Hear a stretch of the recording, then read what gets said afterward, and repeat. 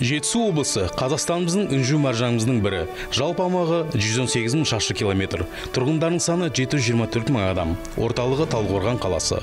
Жетісу облысында 792 мыңнан астам салық төлеушілер тіркелген. Оның ішінде 725 мың жеке тұлғалар, 50 мың дара кәсіпкер және 9 мың заңды тұлғалар. Өз жолдауында мемлекет басшысы Қасым-Жомарт Тоқаев фискалдық органдар мен салық төлеушілер арасындағы өзара іс-қимылдың сервистік моделіне көшу қажеттігін атап өтті. Мемлекеттік кірістер органдарының басты міндеті салықтардың, кедендік төлемдердің және бюджетке төленетін басқа да міндетті төлемдердің толық және уақытылы түсуін қамтамасыз ету болып табылады.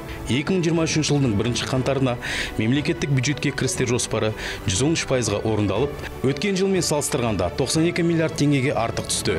Өсу қарқыны 185%-ды құрады. Негізгі өсім кедендік түсімдер есебінен қол жеткізілді.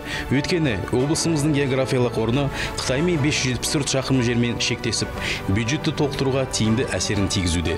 Бір белдеу бір жол жобасы шеңберінде Қазақстан-Қытай шекарасындағы тауарларды өткізу қабілетін арттыру мәселесі шешілді. Мемлекеттік кірістер органдарының ең маңызды жетістігі мемлекеттік қызмет көрсетуді 99%-ға автоматтандыруы, байланыс орталықтарын құруы, е-салық азамат және е-салық бизнес цифрлық өнімдерін әзірлеуі, салық салу режимдерінің жаңа түрлерін енгізуі, жеке тұлғаларды банкроттауы, әлеуметтік желілерде белсенді жұмыс жүргізуі.